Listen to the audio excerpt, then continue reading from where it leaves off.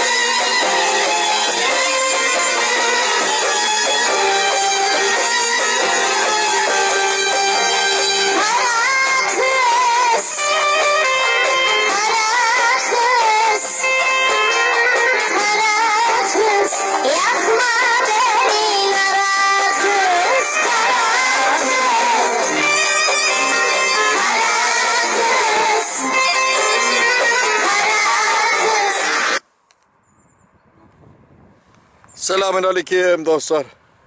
Kara kız, ak kız, beyaz kız, sarı kız derken bakmışsın hayat bitmiş. Evet dostlar. Ben Duray Şahin. Bugün de böyle orman gezisindeyim.